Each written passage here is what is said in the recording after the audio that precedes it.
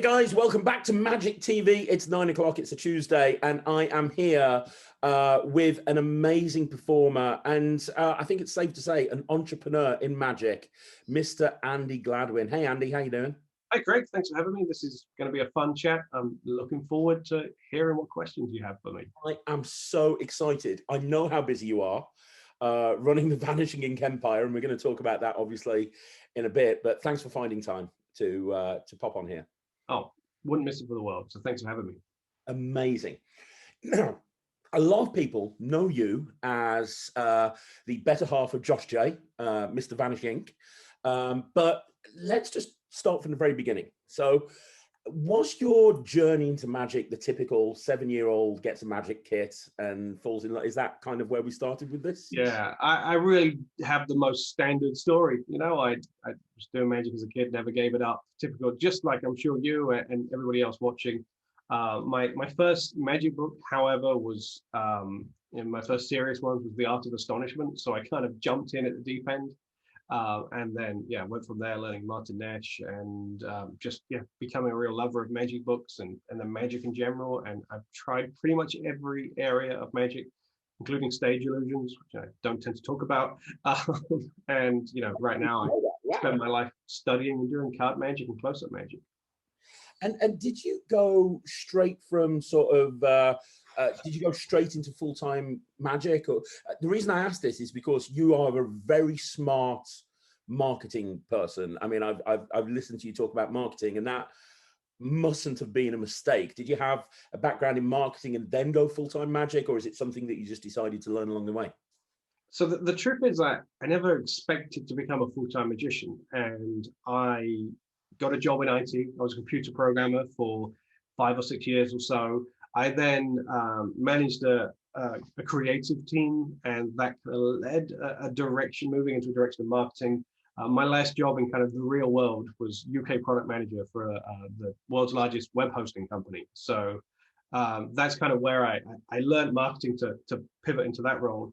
But I didn't ever see myself as a full-time gigging magician doing 5 gigs a weekend, that kind of thing. It just wasn't the thing for me. But we've known each other for years, and you know that I'm very lucky to have some friends who are just phenomenal magicians. And what tends to happen is when I was spending my life focusing on my career, they were spending their lives focusing on magic, and they were getting really, really good. And I was sat there at my desk, playing with a deck of cards, thinking, why am I not as good as these guys? Why am I not progressing? And the answer is because I wasn't dedicating my life to it like they were. So basically, I left my job to study magic. And that means that I had to perform because I had to pay my bills. But my main focus was I wanted to be a better magician. I wanted to spend more time learning magic. So my career path was almost solely personal development reasons. And I had to do the gigs to pay for that. But was it a big decision taking that leap from full-time employment to being self-employed? Because that's something that a lot of people struggle with. Am I going to take the leap? When you've got the security of a 9-to-5 job, it's very difficult to then be in a situation where you're completely dependent on your own income. It should have been a big decision. And I insist that everybody who makes it ensures that it is a big life decision. But it kind of wasn't, because I planned ahead, quite far ahead. I got gigs to the level where I was getting enough gigs to match my salary for a kind of a 6-month period. And I got gigs in the diary so that once I left my job, I would be able to move and still be comfortable. In fact, I joke that the best time of my career in my whole lifetime financially was actually that time when I had a full-time salary as UK product marketing manager and doing magic as well. So that was kind of a sweet time in that respect, but it was just too much work to handle for anyone. Mm. So in some ways, yes, it was a big decision, but in another way, I think I kind of carefully planned it to ensure that it wasn't a big decision. And originally, at the first month or two of starting the transition, I talked to my work about going part-time. So maybe doing 2 or 3 days a week in the office, and then the rest of the time doing magic. And my boss at the time said, no, like this is a job that it's all or nothing. And I wonder whether he was actually doing that to do me a favor, because he knew where my passion lied. He knew that I could do this magic thing and make it work. So I think that was his way of pushing me into it. And actually, I should reconnect with him and find out for sure. But I had to do it that way. And, you know, I ended up reflecting on all of this journey of becoming a full-time magician, and I put it together in a book called Going Pro. And in my mind, that's not a book that you should profit from. I want to make money from that. So actually, I released it as a free ebook so that anybody can learn my process. Now, I went pro 11 years ago. Would I have gone pro now in this market, this kind of rocky economy that we might be entering? Probably not. So I'm not suggesting anyone reads that and goes, yes, quit my job tomorrow. In fact, the book is all about not doing that. But yeah, it wasn't a big decision because of the planning that went behind it. Basically, I made it easy on myself. And you talked about how you wanted to develop and become a better magician. And I know that's something you're very passionate about. How did you go about doing that? You said you went to gigs to make money. Would you say that going to gigs is a way to actually improve as a magician and getting that experience out there? Or are there other ways that you are wanting to do that as well? Yeah, I'm glad you said that, because maybe it came across wrong. Like, the gigs were the necessity of giving me the time to study. But actually, in my mind, you can't become a good magician unless you're performing magic. Like, that's the most essential ingredients of being a great magician. I don't think there's been any world-class magician in the world who hasn't performed frequently. Like, it's just a requirement. So yeah, it's essential in my mind. If you want to be a great magician, you have to perform a great number of shows. So yeah, it was part of the process. But I guess what I was getting at is I needed the free time to study magic and practice magic, create magic, and find my voice. And yeah, once you've got started to develop that, you have to be doing gigs. And you know, I listen. One of my passions is stand-up comedy, and I listen to a lot of podcasts and interviews with comedians, famous comedians, but also comedians who are known just in the circuit. And pretty much the common trend is that a comedian will say, you can't get good unless you're working 5 or 10 times a week. And think about that in magic. That's really hard to work that many gigs in a week. Maybe that's changed a bit now with virtual magic shows, but you know, if you want to get good, you have to perform a lot. There's no other solution. That's right. And when you went pro, you talked about how you've done everything. You've done stage, you've done close-up, you've done stage illusions. You're known as a close-up magician. Why did you try and do everything? Was it because you wanted to have an overarching experience of everything that magic can offer, or was it that what was the reasoning behind that? I was a kid. I was exploring magic. I was, you know, reading books. I was watching magicians that I respected. You know, I would spend some time obsessing over Lance Burton and doing a manipulation. I did a minifact with a lamppost and no dubs. But, you know, as a kid, like 15 years old, it was terrible. But I was inspired by Lance. And then I watched Bill Malone's videos or DVDs, and I was inspired by Bill Malone for a while. And I think that's just the nature of exploring magic. I tried all these avenues, and yeah, I was probably 16 when I decided finally I wanted to focus and work on card magic, close-up magic. But now I'm at the point in my career where actually I've been experimenting beyond that, because I have this trick with a balloon where I get inside a giant red balloon. And it's on TV. It's brilliant. Oh, thank you. You know, that was again that exploration. I'd spent all my time honing in on particular areas of close-up magic.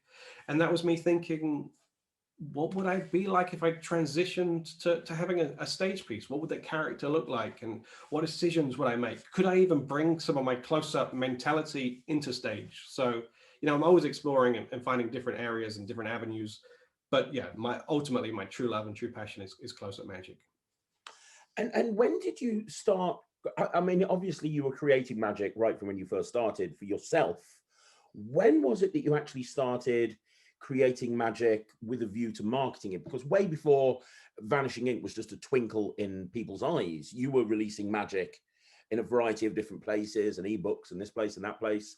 I remember you and Rob doing a lot of creating back in the day. Mm-hmm. When did that come about? Was that as a desire to become magic famous, or was it just an outlet that you wanted to start actually, creating magic just for the sake of it? Yeah, it's a really great question. And the truth is that, never is the answer. I never started creating magic to publish it. I started enjoying publishing magic that I'd created. For a while, I had lots of tricks in things like Magic Magazine and in various online magazines when I was younger. And I just enjoyed that outlet. Now I realize that actually the part I enjoyed the most was writing up the tricks and describing them. These are tricks that I've been playing with for years, and I enjoyed the aspect of describing them. And I think part of that is actually you really start to learn about a trick when you have to describe it and teach it to somebody else. So that was really fun. As to being magic famous, it's not something I've ever really thought about, I guess. I've been lucky to have been lecturing for quite a few years, and having those tricks in magazines, and it's actually probably part of my job I enjoy the most is performing and talking with other magicians. So yeah, it was never really a desire to become magic famous. I'm not even sure whether I am magic famous. If I am, I'm C, D, E list famous, F list. I don't know, but it was never a desire, but it almost had become a necessity, right? If you want to do something really well, then you do need an audience to accept it. So yeah, that's kind of where that came from, I guess. And is that what led to the desire to write books for other people? Because again, before Vanishing Inc happened, you started writing books for other people. I remember one of my favorite books, I've got it over there on the shelf, 52 Memories, by Jack Parker. 52 Memories. What an amazing book. Now that's one that you wrote, if I'm correct, is that right? Yeah. Where did writing books come into this whole thing? Completely accidentally, actually. So Jack Parker was a close friend of mine. I think one of the greatest card magicians of our generation, creators of card magic of our generation. And Jack's work needed to be out there. It really needed magicians to see it, because it was, I believe, groundbreaking. But unfortunately, well, there were two steps to it. First of all, Jack was writing a book where he collected tricks from some of his favorite magicians, and he called it the Magician's Limited Cookbook. And the idea was that each magician would choose a kind of easy trick, and he would combine them all and then donate the money from the book to a charity, for a leukemia charity, because he suffered from leukemia when he was a kid. So it's his way of giving back. And as he started that process, he just realized he wasn't the guy to write a magic book. He really struggled with it. He was an architect, and I think he thought mostly kind of visually and struggled to write the stuff down. So he recruited me. I'd never written a magic book before, but I'd certainly described my own tricks for magazines. So I was happy to help. It was for a good cause, and Jack was a good friend. So the Magician's Cookbook was released, and actually sold pretty surprisingly well, now I think about it. And then a year or so after that, sadly, Jack found out that he was had just a few months left to live. He was dying of cancer, and he wanted to get his tricks out at that point. He'd always resisted writing a book. He'd kind of had lots of ebooks and smaller booklets, but he wanted a complete collection of his work. So that's basically the way I got started writing magic. It was kind of Jack's gift to me, I guess, was to allow me to write his book. And I actually ended up quitting my job so that I could get it done, because while Jack thought he had 6 months, it became quite evident quickly that maybe it wasn't going to be that long. So it became a full-time job to write that book. And then a couple of years ago, we re-released it because there were some parts that were rushed for out of necessity. So we re-released it, and really proud to have it out there.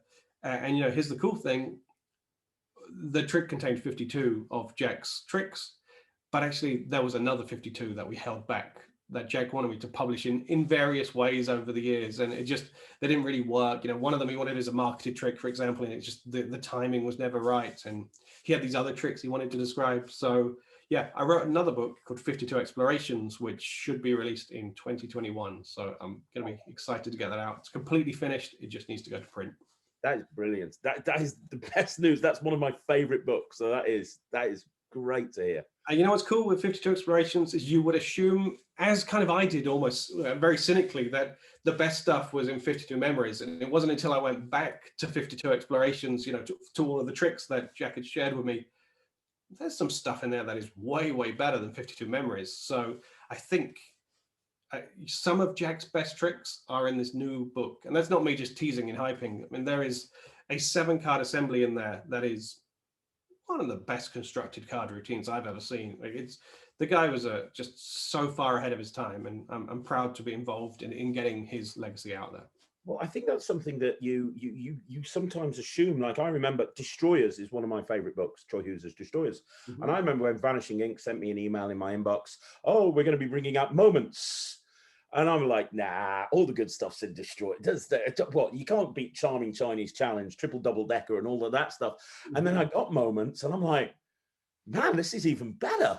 Yeah, and Moments went under the radar, really. It's out of print now, but you know, it took a while to sell, and probably because of the same thing. People just thought, well, Destroyers is the best stuff. Moments has some killer stuff, and Troy has other stuff now, like that's unpublished, that it's just incredible. Yeah, he's constantly developing and evolving, as I guess we all are. That's great. Now, before we talk about Vanishing Inc, one thing that kind of struck me, going back to when you were a performer, and that was your main thing, you always came across as very entrepreneurial. I remember, and it was almost like, I do a lot of marketing videos on this channel, and I talk about having several income streams and not just being a performer. And that's something that I've seen you do. We've never talked about this before, but I remember before Facebook was a thing, because now you've got like Magic Gig Share and all these gig sharing sites, but you were the architect of that back in the day with PostGigs, which I think single-handedly gave Steve Deller the majority of his work when he was in London. And yeah, that's something that was revolutionary at the time. And so many close-up magicians were getting gigs through that. Was that as a desire to create a second income stream, or was it as a desire to just help take the right magician for the right client, or what was the reasoning behind? Because it just showed to me, my gosh, Andy, and we didn't know each other very well back then, but I was looking at this and it was like, oh my God, this is such an entrepreneurial thing to do. This is a great idea. Yeah, you know, and I can't really take any credit for it. That was all Rob's idea. You know, one thing I've always been good at, I think, is formalizing systems, and you know, that just comes from my old job. So you know, back in the day, PostGigs was, I can't even remember, like a forum or something, or an email list. I don't remember the details, and you know, I just helped build a system for it. So I take no credit. You know, I kind of even forgotten about it until you mentioned it. So yeah, that one's all Rob. But yeah, as far as kind of being entrepreneurial goes, it's just a necessity. You know, I'm not I didn't grow up in a wealthy background or anything like that. So, you know, I have to earn for myself, basically. So I always realize that just having a few different avenues gives me, number one, different projects to work on. I'm kind of a project junkie. I love having things to be working on at all times. So that really helps. But number two is, you know, there's always that backup, right? Of, you know, if this goes wrong, well, at least we have that. And yeah, that's just the way I've pretty much always been. So I can't take too much credit for it, but it's just, yeah, for me, it is what it is. Well, can you give anybody, one of the things that a lot of magicians struggle with is marketing themselves. You know, it's that old thing, isn't it? In show business, most magicians work on the show and forget about the business side of things. And you've always, you know, when you were a performer, and we'll talk about this, but when you were going out full-time performing, you were the guy that everyone talked about. Oh, I've already booked Andi Gladwin. I've already booked Andi Gladwin. And I remember on your At the Table lecture, you were the first guy that I saw on an At the Table go, actually, let's go and look at this monitor and start looking about marketing ideas now, shall we? I'm like, this is so cool. Because as you know, my background's marketing. Have you got any advice for magicians? Because especially now, Andy, because now with COVID, I think that people are going to need to learn modern marketing techniques. You can't just rely on the yellow pages and word of mouth anymore. Is there any advice that you can give people? Yeah, sure. You're probably a better person for that. So if you've done videos, people should take more attention of you than me, because you know, I don't do the kind of gigs that I used to do back then, that I was kind of trying to churn out inquiries for when I was looking for those type of gigs. So you've grown an empire out of this thing. I was just getting gigs for myself. but yeah, marketing tips I can certainly give, and you know, it's an ever-changing landscape. I haven't done those kind of gigs for 5 or 6 years now, so the one thing I would say is never forget what the product is. You know, and let me go into detail before you kind of make too many assumptions of what I'm saying there. I never forget what the product is. Like, who is the product? Well, what is the product? It's you, right? Yeah, as the magician, it's you. And the best marketing, the best advertising is about providing the best product, right? So if you are the very best magician that you can be, if you're the best magician in your area, if you're the best magician in your wider area, if you're the best magician in your country, you are going to get way, way, way more gigs than if you just spend all your time focusing on SEO and marketing. So for me, I mean, it sounds like a cop-out bit of advice, but I actually think it's 100% the best advice is if you want to focus on your marketing, focus on your performance, focus on being the best magician you can be. The marketing kind of falls in place then.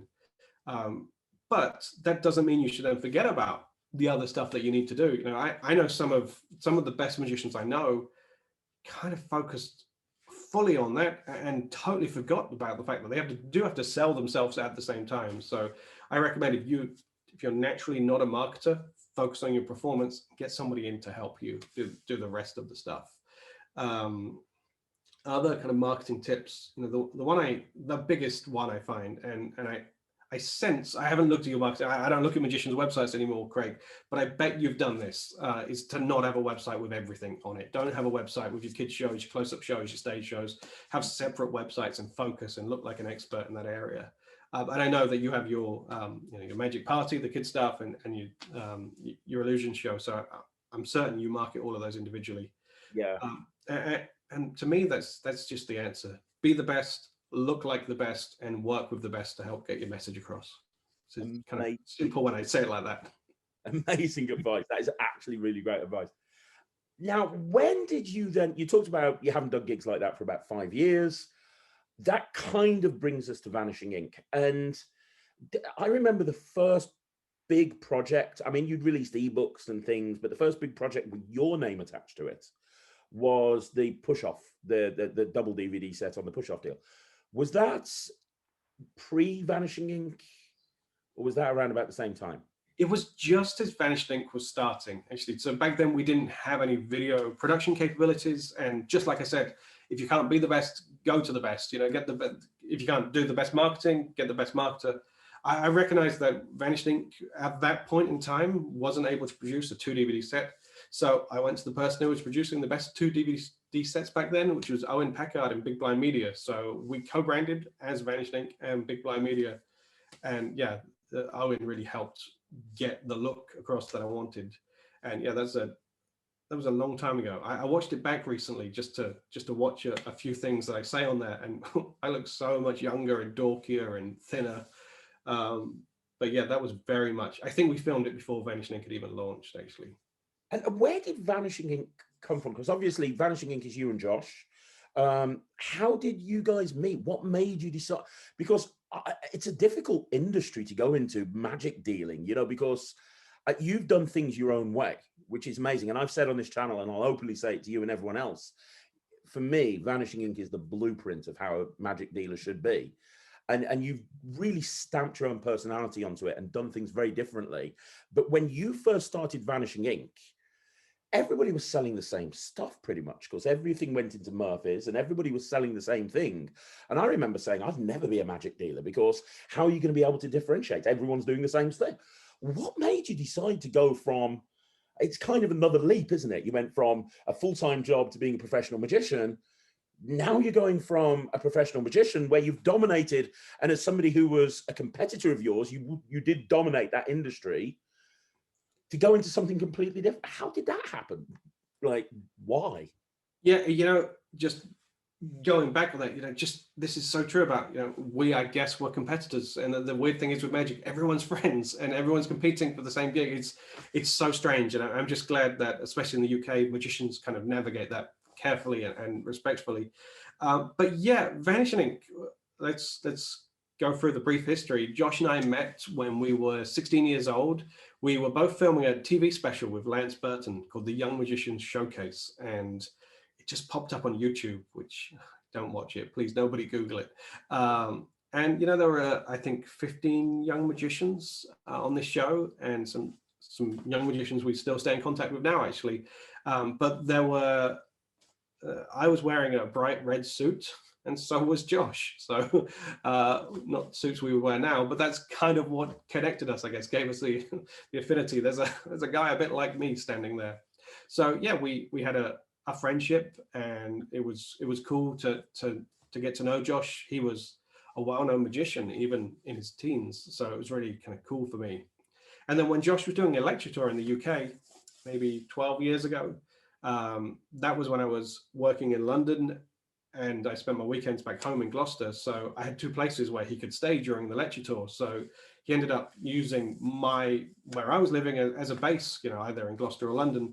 So we spent a lot of time together, and we were talking about our goals and dreams and aspirations within magic. And it turned out we had pretty similar goals. And it's almost weird for me to talk about now, and you'll see the flaw in a second as I say it, but we both were kind of a little frustrated that when we would create something or would write a book, we would hand it over to a publisher or somebody to release the tricks, and then they would take full creative control and they'd do what they like with it. And often it wasn't the level of quality that we aspired to have our material released in. So we decided to join forces. You know, let's try this. Let's produce our own magic together. We're very lucky that Josh and I have very much the same vision, but our skill sets are quite complementary. You know, Josh is this fantastic magician who travels the world and knows everybody in the industry. I quite enjoy working behind the scenes. I don't often, you know, I'm not desperate to be in the spotlight by any means. I have a computer programming background.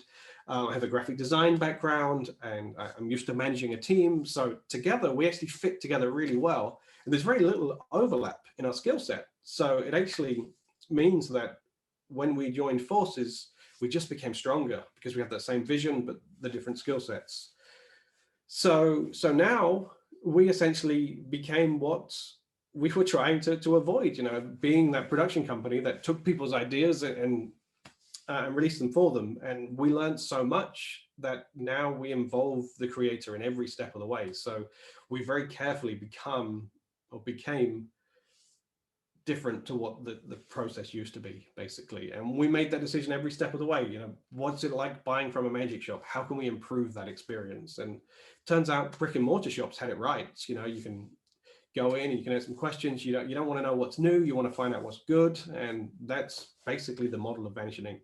So a long-winded answer to say, I worked with my best friends and we just tried to do it the way that we wanted to do it.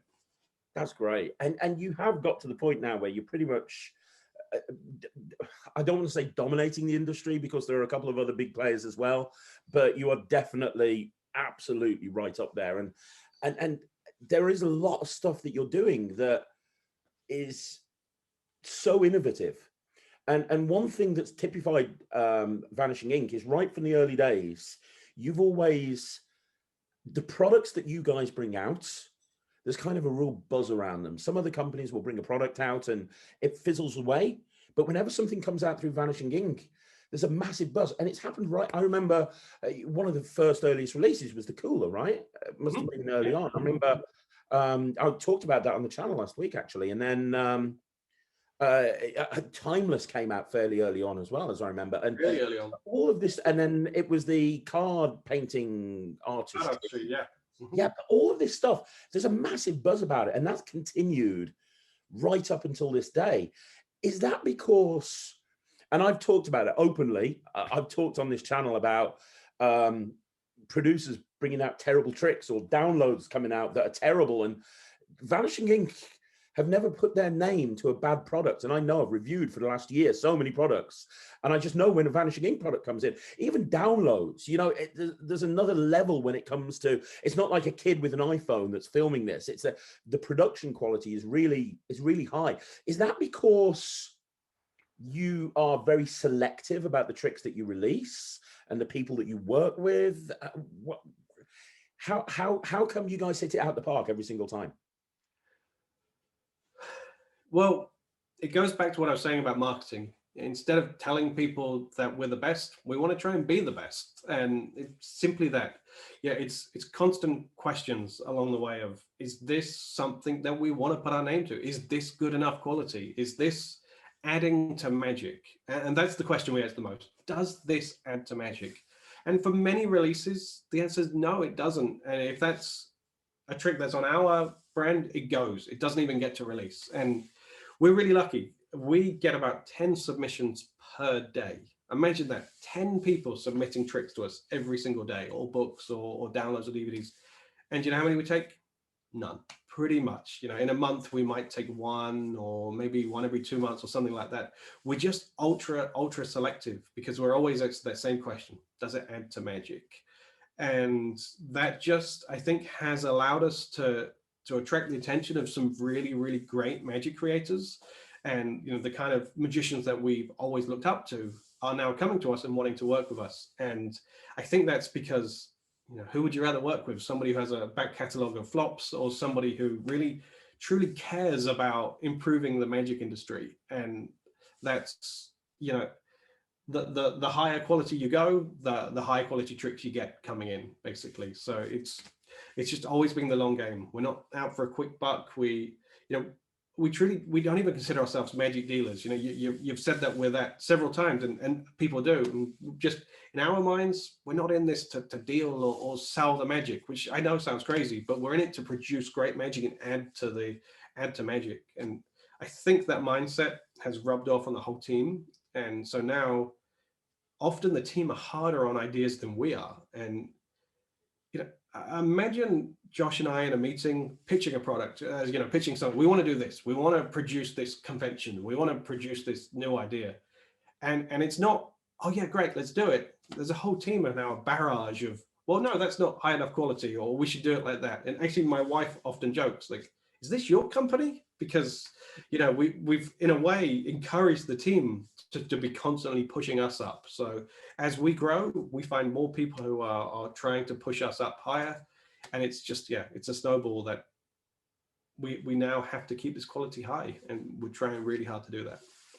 So what advice would you give somebody? Because people come into magic, and I've talked about this on the channel before, but because you come into magic and very early on, you see these people that have been put on a pedestal and they're creators, and you kind of think, oh, I want to be a creator as well. And you see people creating magic, and a lot of it's rushed out to market.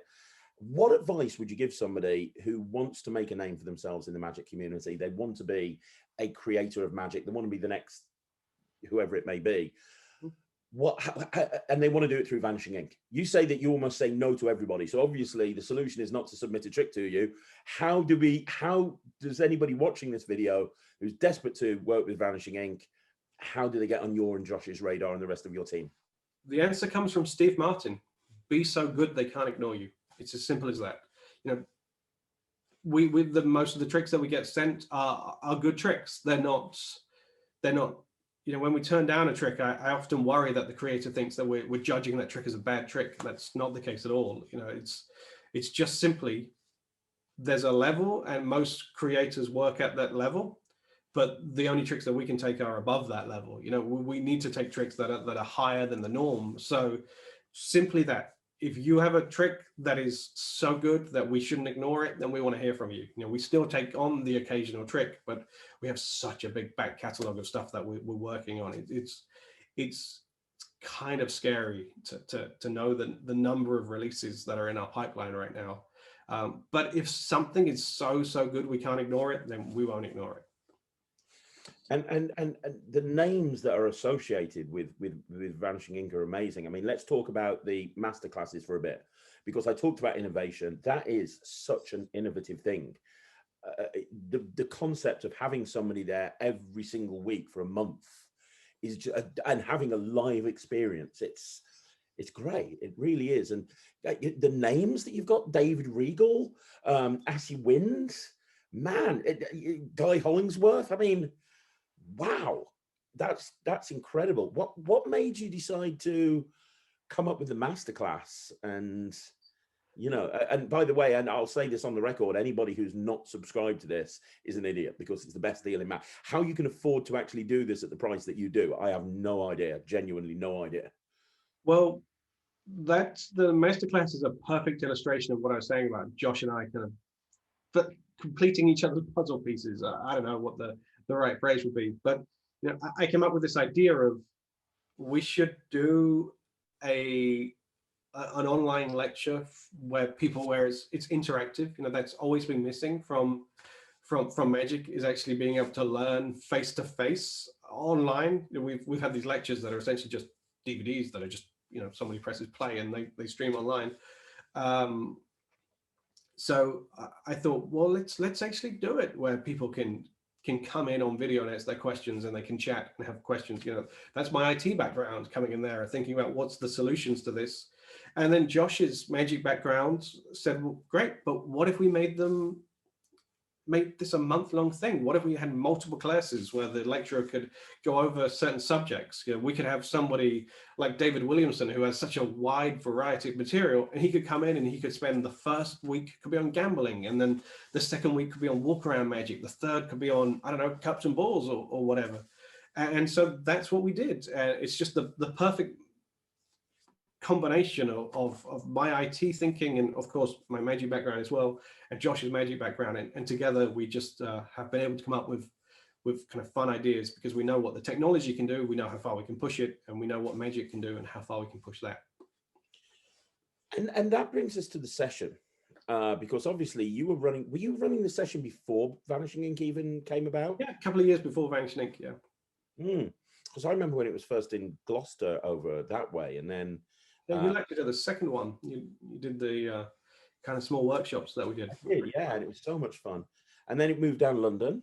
Was what did you have? Obviously, now the session is branded towards Vanishing Inc. Was the purpose of the session just because you wanted to do a convention your way?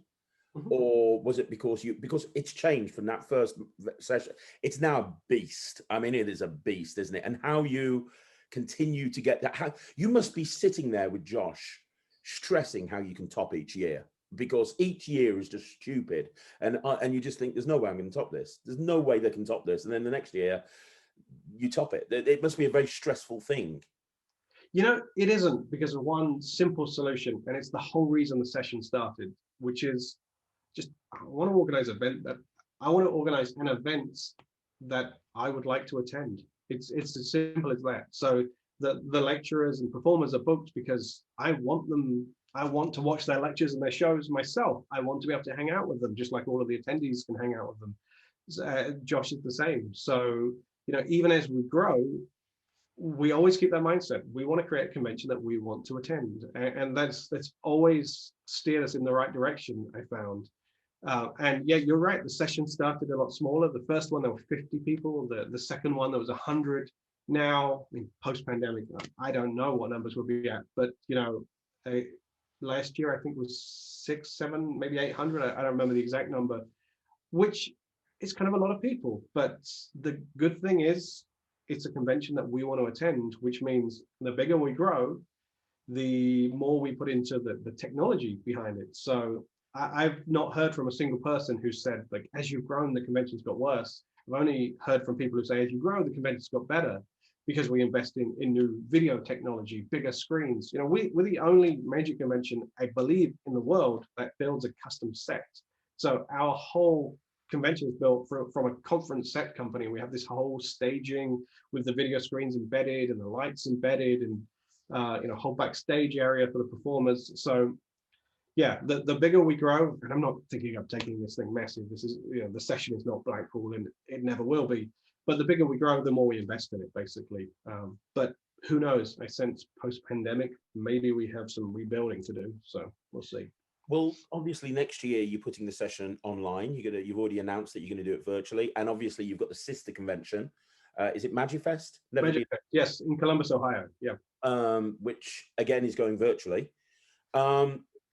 Is that going to be a challenge? Is that going to be something that you're... It's a challenge, but one I'm kind of excited to tackle. So when the pandemic hit, you know, when the lockdowns first started happening, we immediately had the conversation of, what does this mean for January next year? Can we even do the conventions? And I'll be honest, we thought maybe, yes, maybe this thing would be kind of blown over by then. And I'm sure we all thought kind of naively back then, perhaps because the politicians were telling us, it'll be fine by the summer. But we're planners by our very nature. So we sat down and we said, what is the scenario? What are the different possibilities and different outcomes that we can see in January? And we came up with a 5-point system of the worst case is let's call it tier 5. People in the UK would hate that phrase, tier 5, but let's call it tier 5. Like, that means that literally nobody can leave the house. And how can we run a convention in that environment? And tier 4 is, well, we can get the performers in a room. And tier 3 is we can get the performer and some attendees. And so, we have this whole system in place, and that just allowed us to model out every possible scenario. And I sense we'll be in what let's consider tier 2 by the time the conventions roll around now, because we've pushed them back to July. And tier 2 is going to be half online and half attendees. So hybrid event. My hope is, hybrid event. My hope is we could have maybe 300 people in the room. I don't know. But right now people can register to attend online or join the waiting list, because we've already filled up the number of people we're taking for in-person registrants right now. But my hope is by July, life is somewhat more normal, especially in the UK. At the time of recording this, we're 2 weeks into the vaccine. We've vaccinated 500,000 people. So, maybe the session could be a cause for celebration. Right. I don't know yet. But all I do know is that people need it. We're missing conventions this year. And normally, if this was a normal year, today I would be stressing right now about putting on all of the finishing details for the session. And we're organizing this thing because we feel like Magic needs it. We're not going to put it on pause for a year, because actually we need to get together and we need to find a way to do that safely if we're allowed. So there's kind of a responsibility there for us. Now, I want to talk about your new book, but before we do, I've got one other question. You've mentioned a few times about how you haven't really performed on a regular gigging basis for about 5 years. I imagine that Vanishing Inc takes up a lot of your time. Have you missed that performing lifestyle and going out to gigs? And do you find not performing as much? Because I know you're still creating. I know that Vanishing Inc have a big hand in every product they release, and you create magic yourself. Do you find that not having that outlet where you can go out and perform regularly affects a creation? Like you haven't got a place to go out and perform it, or is that not an issue? It's a really great question. And I guess I should say, pandemic aside, I'm still performing actually reasonably regularly, but just nowhere near as much as I used to be. I used to do all these weddings and corporate events every weekend and a few in the week. Not that I was the world's busiest close-up magician, but I was working quite a lot. And when my son was born, I realized something had to give, because I was running Vanishing Inc. I was doing the conventions, I was performing, I was lecturing. So something had to give. And sadly, the one that kind of took up the most time for the least reward was back then was the gigs. So I just cut down the number of gigs. But like I said right at the start, it's important to me to still perform, because you can't be a good performer unless you are performing. It's the clue's in the name, I guess. So I do just enough not to miss it in some ways. I don't think I would ever miss driving up and down the motorway, celebrating New Year's Eve on the M5, driving home from a gig. I don't miss that, but I do miss how sharp it makes you when you're performing that often. It does make you sharp. And I'm kind of scared to go back post-pandemic. To that first gig is gonna kind of feel weird, right? To get back into it, but at the same time I'm extremely excited for it. So I still perform. I still lecture a lot. In January I did a lecture tour of Canada and some parts of North America. Loved it. That's, to me, my favorite outlet for performing, because my lecture is not a lecture, it's a show. It's a 2-hour show, and I love doing that. So I'm still out there performing, just not as much as I wish I had time for, I guess. And on the subject of performing, do you have any advice on how to break into television? Because you've done quite a lot on television. You've done Penn Teller. You did Penn Teller, right? Yeah. And you did The Next Greatest Magician, and I'm sure you've done other things as well. Those are the two that spring instantly to mind.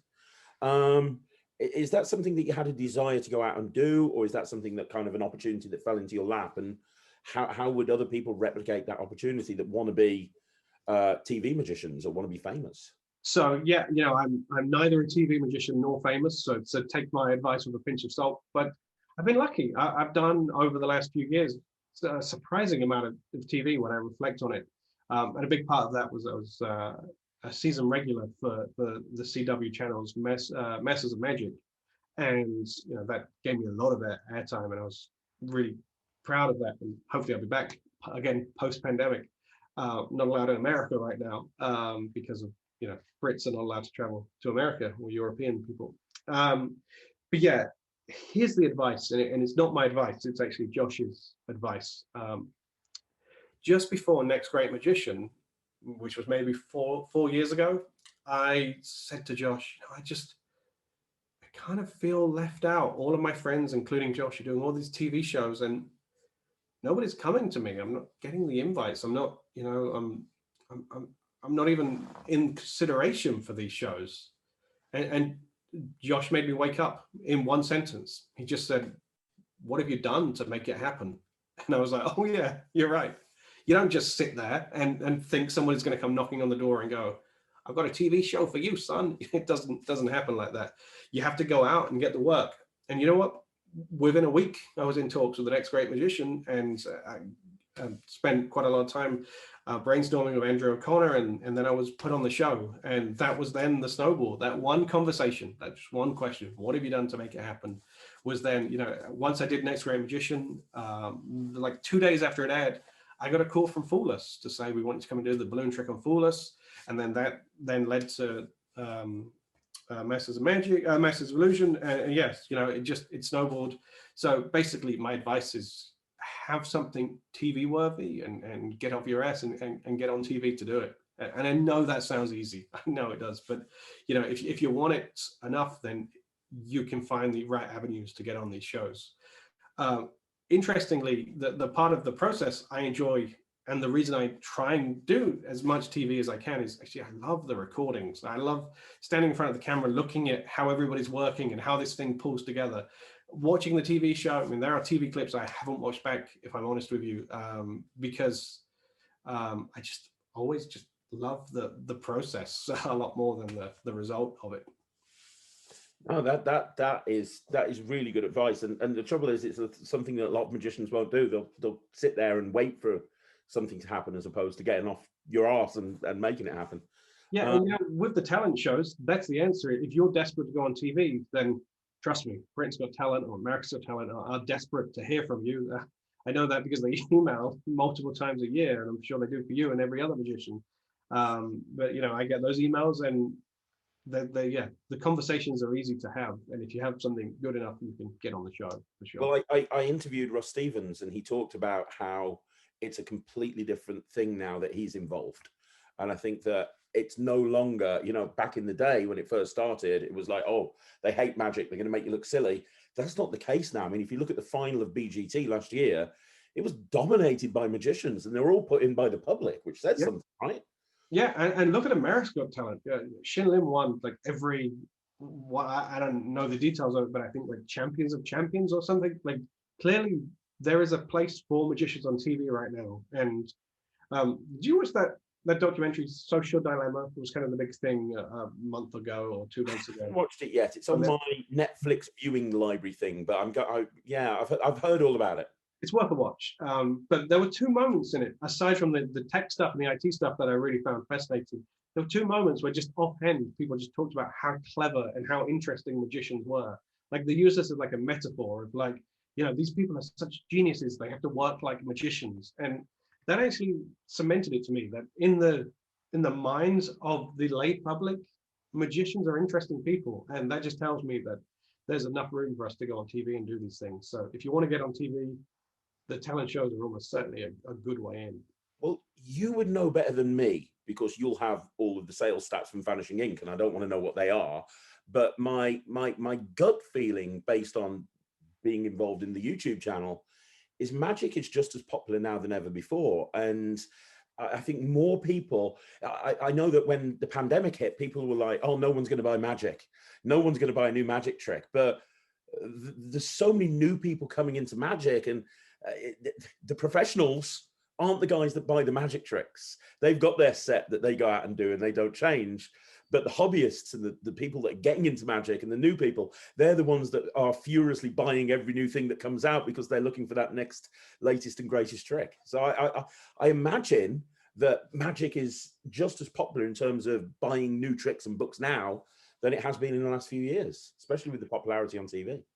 It's hard to say for sure, because at least at Vanishing Inc, you know, right when the pandemic hit, we had many conversations back then, but one of the most memorable was just between Josh and I saying, we're going to do whatever it takes to make sure that we keep every member of our team with us. Like, we're not letting anyone go. We're not letting anyone go on furlough. You know, these people are our team, our family. They've supported us, and we're going to find a way to keep them all here.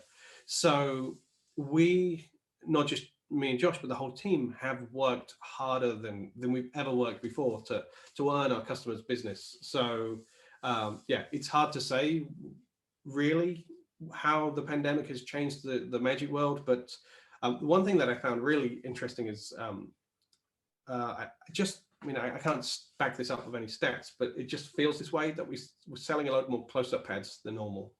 And that tells me that people want to use this time to practice. And so, you know, I'm one of these people always to try and find the positives, and there have been quite a few positives for magic in the pandemic. And, you know, I'm so impressed how, you know, if that's true, if the stats back up what it feels like, that we've sold more close-up mats, then more people are practicing magic than normal. And, you know, I'm proud of the way that magicians have totally reinvented their shows to work virtually, and many magicians are busier than ever doing the virtual shows. And, you know, that if there's any good to come from this pandemic, it's that we've proved to ourselves and the world that magic's not dead. Magic's not slow to adapt. Magic is perhaps moving quicker than it's ever moved before in 2020. And, you know, that's kind of a good time to appreciate magic. I'm sure we will change back post-pandemic, but, you know, I'm proud of what magicians have done over the last year. Oh, it's amazing. It's inspirational. And one thing that I've seen Vanishing Inc do is when Vanishing Inc first came about, it was all about close-up magic. That was the thing. Now you're bringing out stuff like the two-headed prediction, which, you know, I reviewed on the channel as somebody who runs a kids entertainment agency. I was like, that is the best kids trick I've ever seen. That's the best trick for a family audience I have ever seen. And it's so great to see you guys diversifying out of close-up and into so many other areas as well. It's really great to see. Oh, well, thank you. Yeah, it just comes from, you know, if we find a trick that's great, I don't care whether it's a kids trick, a mentalism trick, card trick, whatever. You know, there's an audience for it, so we'll get behind it. Now let's talk about your book, if that's okay, because that's what this has all been leading up to. First of all, I have to tell you, the trailer for your book was just ridiculously awesome. I've never seen a trailer like that before. It was so well done. Was that your idea? It's hard to say. You know, everything is a collaboration at Vanishing Inc. I know exactly where it was born. And so I can tell you who was in the car. How about that? We were driving to Belgium, actually, to this is the deck of cards that we produced for the book. And we're driving to Cartamundi because I wanted to check out the finish that they were going to use, and it had a few things I wanted to make sure that we got right on that deck. So three of us, me, George, and Mark. George is our general manager. Mark is one of our guys who produces the video content. And we were just talking about how can we aim to make the best magic trailer ever? And that was our goal. You know, it's a big goal, but I always set myself big goals, and, you know, we'll often not hit that high height, but we'll try and get as close as we can. And we just came up with this idea. Wouldn't it be cool if it was one take that I would do a trick, that I would talk passionately about the book? And then it just evolved from there. I sat and wrote the script after dozens of failed ideas of different things that we could do. You know, the start of the trailer was like, wouldn't it be cool to have like well-known magicians walking around, and, you know, me bumping into them as they're reading the book or as they're holding the deck, or, you know, and we just stripped it back, as with every element of creativity. You know, the best ideas are the ones that you just keep editing back. And then we just, yeah, eventually got to where we got to. And It's a trailer where it looks like there's 3 people, me and the 2 spectators, but there's 6 or maybe 8 people behind the scenes. The cool thing is you can't see them because of, I'm walking around this warehouse and they're having to all run around so that they're not in shot. So it was a big team effort, that whole process, but I'm really, really proud of what we achieved that day. Oh yeah, the trailer is absolutely amazing. Tell me a little bit about the book, because you have written books for other people for many, many years, and you bought ebooks, and obviously you had lots of different projects out over the years. This is your first big book. What made you decide that now was the right time? Yeah, so Vanishing Inc has published 100 magic books. I'd done way more than 100 projects, maybe 300, 400, 500 projects. And after every book, which I often am responsible for the editing, the proofreading, and the layout and the design, and the whole production process, which is one of the longer parts of the process. I'm responsible for all of those things. And after every book, I always just said to the team, I'm going to spend some time working on my book now. I'm going to get this thing finished. And it doesn't happen because the next project comes in and my attention is pulled away. So I decided, my family and I were going to take some time off. I've worked on Vanishing Inc every single day since we started, and I decided I'm going to take some time off for the first time. And by the way, that included my honeymoon. I was working on Vanishing Inc during days during my honeymoon.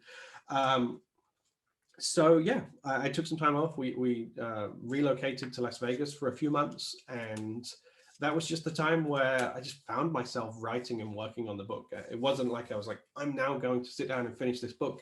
I just found myself now had more of a free mind because I wasn't working on other people's books, and I just got it finished. So I didn't choose this time. It just kind of, the book got finished at this time, and finally I was able to release it after 10 years of trying and trying to fit it in between other projects.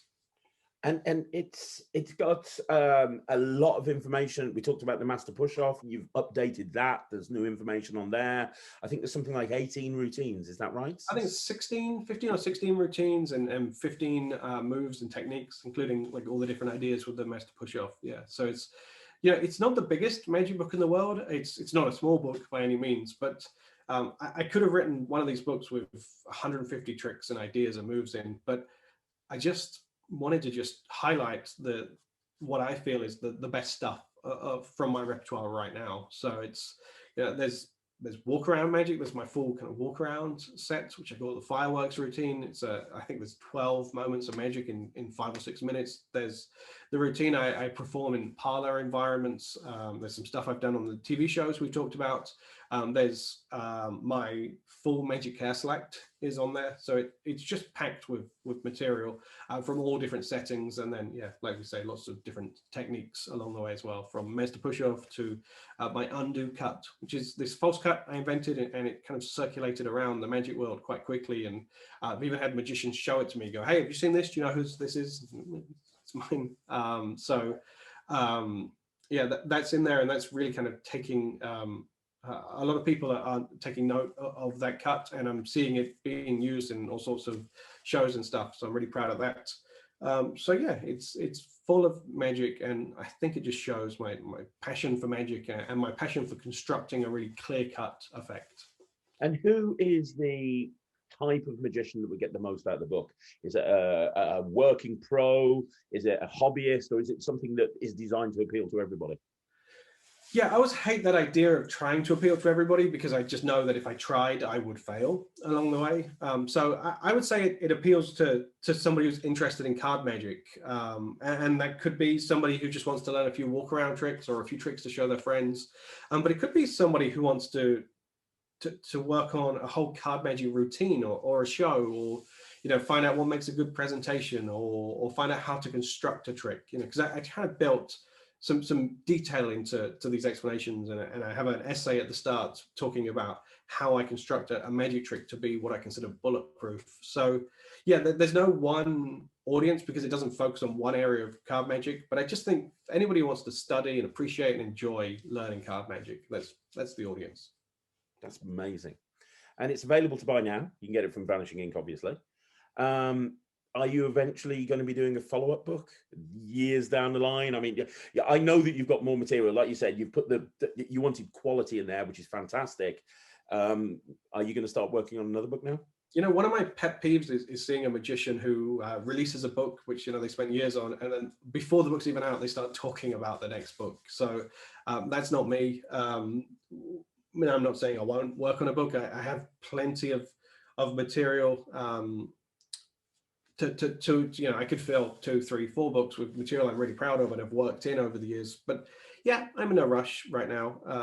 The one thing I'm really enjoying is at Vanishing Inc. We've started doing, we call it the retreat. So we did one in Costa Rica in 2019, and I did a focus lecture there on, it was called Personal Revelations. And that was all about the multiple revelation routine and how over time I had learned basically that routine taught me about magic. And, you know, I used to improvise how to do the multiple revelation routine. I used to go to tables and improvise the whole routine. And then when I changed my kind of performance style, because now I mainly do more formal shows, you know, the audience sat in front of me, or I'm in a private dining room. I don't need to improvise anymore because I know how many people are going to be there. I know how many cards can be selected. And by knowing that I'm not improvising, I also know how I can finish the routine. So I can build in a big climax to the routine. So it's interesting that the lessons I learned about that trick revealed a lot about magic for me. So I gave a talk about that and published a booklet with it. And next year we're going to South Africa, and I have another hour-long lecture that I'm not going to tip it right now because I want to keep it to the people who are attending. But that's what I'm enjoying right now. So instead of publishing a whole big book of ideas, I am really enjoying focusing in on particular subjects and giving talks about that subject. That's what I'm really passionate about. And that's what I like about what you guys do. You have products for every single level. If you're new into magic and you don't have much money, great, there's this and this and this. If you want to spend more money, you've got the masterclasses and the session. If you want to spend a lot of money and have an unforgettable experience, you've got this, and you can go abroad and you can do this, and it's kind of like you're appealing to everyone, which is great. That's just really good. Oh, thank you. Well, you know, it just comes from, like I said about with the session, it just comes from wanting to create things that we want to be involved in, is the truth of it. And the retreat, the whole ethos of that is that you can go on holiday or vacation with your favorite magicians. What a cool thing. And what we found happened was the Costa Rica one, we had booked Ben Hill, Rune Clan, Paul V. Hill, Danny Ortiz, and loads of other well-known magicians wanted to come along because it sounded like a great time. And yeah, we expected that, we thought it would be a real struggle to sell that. And it sold out, and I think it was 48 hours. We sold all the places out, and we had our friends begging us to open up more spaces so they could come. And we had Mike Caveney and Tina Leonard just came and attended by themselves, to be part of the experience, and quite a few other well-known magicians. And what a great life that we just sat around Costa Rica in the rainforest for 4 or 5 days, and we just did magic. It was so cool. Well, I want to wrap this up, but I've got 2 more questions before we finish, and I'm going to put you on the spot with one of them. Could you you just talked about how you published 100 books through Vanishing Inc. and 300 or 400 products. If you had to put your finger on your favorite product that you've released through Vanishing Inc. and your favorite book, would you be able to do that? I know that you love them all, but is there one that you look at more fondly than the others? I guess the Jack Parker book, 52 Memories, would be the one. Not just because that was the one that gave me my start in writing magic books, but Jack Parker was my first friend to pass away. That was a very strange experience. I was, I guess, 18, 19 years old, maybe a bit older. So that was, weird and just such a strange time. And I was so involved in the last part of his life to get this legacy out. So I guess that one, in many ways, is the one that I'm most fond of, just because of, reminds me of a friend, and the material is incredibly good as well. So yeah, maybe that one, but I could also give you a dozen reasons for every other project why I've enjoyed working on it too. Okay, and last question: what's next? I mean, this is a question I've asked everyone that I've spoken to on the channel, and I think it's safe to say that I know you talk about how you're not magic famous, but your legacy is set. You've accomplished so much, both as a performer. You talked about how many times you've been on TV, but even if you'd never done any of that, Vanishing Inc. has become such a force in the magic community. You and Josh are responsible for that, and that must be an amazing feeling. You've accomplished so much. If you stopped right now, shut down Vanishing Inc. and said, that's it, I'm going to be a hermit and live up a mountain, people would still talk about you in a long time to come. But, Thank you. and it's true. And I know you're very humble, but it is true. But what's next? Because I know you well enough to know that you aren't going to slow down anytime soon. You talked about how many things that you've got coming out through Vanishing Inc. Any plans? Anything else? What any goals and aspirations? It's really timely that you say that. You asked that question because every year at this time, Josh and I write an annual letter to our customers. It was inspired by the fact that Warren Buffett sends an annual letter to his shareholders, and he talks about the things that he's done well this year, as in Berkshire Hathaway, his company, things that they've done well this year, the things that haven't gone so well this year. And we also write an annual letter, and we talk about our successes, our failures, what's coming up next year. And while it's really, really great to tell our customers the things that we're doing and the things that we feel where we fell short, it also is kind of cathartic for us as well, because we can get to look at the years. It goes by so quick when you're working on so many projects. And so that's kind of writing that with Josh has allowed me to start to reflect on what I want to do next. And, you know, this year for me was the year of my book.